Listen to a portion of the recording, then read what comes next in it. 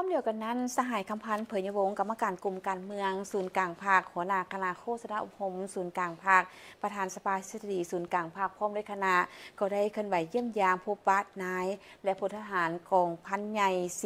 497เนื่องในโอกาสวันสั่งตั้งกองทัพประชาชนลาวครบรอบ77ปีก็คือวันที่20มังกรปี2549หา20มังกร2026วันที่20มังกร2026สหายคำพันธ์เผยยวงศ์กรรมการกลุ่มการเมืองศูนย์กลางภาคหัวหน้าคณะโฆษณาอบรมศูนย์กลางภาคประธานสภาทฤษฎีศูนย์กลางภาคพร้อมคณะได้ลงเคลื่อนไหวเยี่ยมยามและพบปะโอ้ลมนายและพลทหารทั่วกองพันใหญ่497เนื่องในโอกาสเฉลิมฉลองวันสร้างตั้งกองทัพประชาชนลาวครบรอบ77ปี20มังกร1945หา20มังกร2026โดยได้รับการต้อนรับจากสหายพลโทวงศรอินปานพิมพ์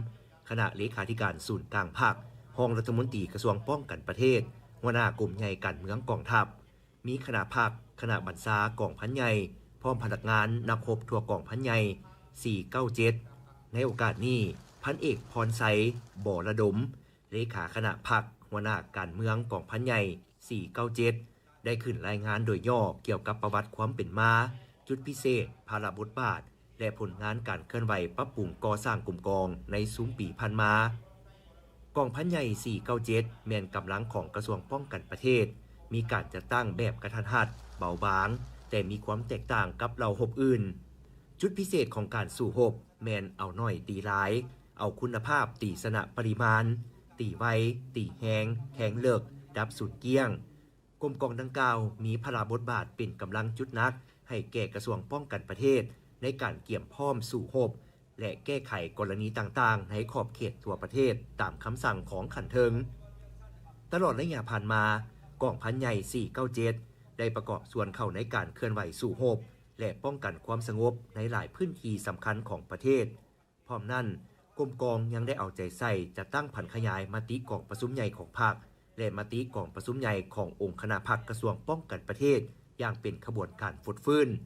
โดยเฉพาะเมนการปรับปรุงก่อสร้างกำลังตาม4หน้าที่ใหญ่26แผนงานพวกเราก็ได้ปฏิบัติตามแผนการของกรมใหญ่เสนาธิการกองทัพในการอบรมมันแอบประจำปีเป็นต้นหัดแอบเวียกงานการเมืองการอาหารพลาธิการเทคนิคนอกจากนั้นพวกเราก็ได้ซุ่มใส่วิชาเฉพาะของพวกเราเพื่อเฮ็ดให้พนักงานนักรบอยู่ในกลุ่มกองมีความชำนาญในการสู้รบตัวจริงให้ได้รับชัยชนะต่อเวียกงานพลาธิการพวกเราก็ได้ชี้นำแต่ละกลุ่มกองในการปลูกฝังเลี้ยงสัตว์เพื่อแก้ไขชีวิตการเป็นอยู่ของกลุ่มกอง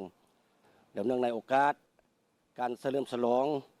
วันสร้างตั้งกองทัพประชาชนลาวครบรอบ77ปีแล้วขออวยพรทางการนำภาครัฐจงมีสุขภาพแข็งเพื่อชี้นำประเทศชาติให้มีความก้าวหน้าขึ้นอย่างบ่หยุดยั้งอวยพรทางคณะนำกระทรวงป้องกันประเทศจงมีสุขภาพแข็งเพื่อชี้นำกองทัพให้มีความเข้มแข็ง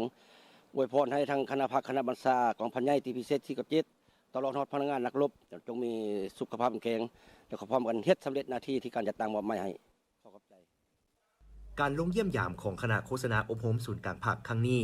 แม่นการนำเอาความสามัคคีหักแพงและความอบอุ่นจากการนำภาครัฐมาสู่กลุ่มกองอ้ายน้องทหาร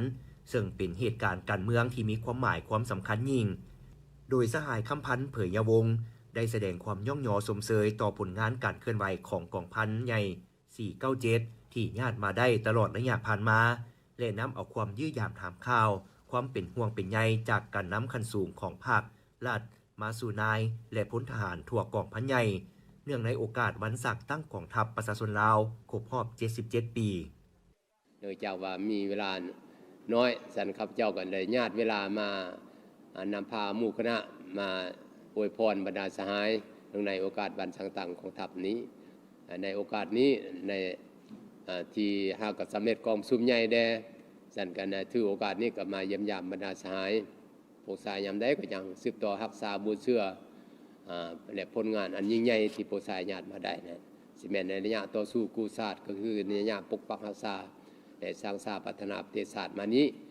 กองพันใหญ่ของพ่อเนี่ยก็ได้ประกอบส่วนสำคัญนะเข้าในการภารกิจปกปักรักษาและสร้างสาพัฒนาประเทศชาติคืออันทาง ต่างหน้าของพันในรายงานเมื่อกี้นั่นแหละข้าพเจ้าสุดที่ภาคภูมิใจและก็แสดงความสมเสยอย่างสูงต่อผลสำเร็จที่โปรไซญาณมาได้ฮันผลงานที่โปรไซญาณมาได้ฮันแม้นเป็นการประกอบส่วนสำคัญข้อในการปกปักรักษาและสร้างสรรค์พัฒนาประเทศชาติของพวกเราในตลอดระยะผ่านมาอันนี้แม่นเป็นปัญหาสำคัญเห็นว่าโปรไซกรมกองบรรณาซ้ายก็เป็นกระดูกสันหลังเป็นหลักแรงของกองทัพของพวกเรานี่จะแม่นอยู่จุดใดบอนใดจะมีเกิดมีปัญหายังอยู่ไสโปรไซก็มีนาอยู่หันในการคานอาสาในการเฮ็ดหน้าที่ของตนในสำเร็จผลอย่างจบงานอันนั้นมันเป็นผลงานที่โปรไซญาติมาได้แหละอันนี้ภาครัฐก็คือประชาชนบรรดาเผ่าบ่ลืมบุญคุณต่อบรรดาสหายที่ได้ประกอบส่วนสำคัญนะวันสร้างตั้งกองทัพของ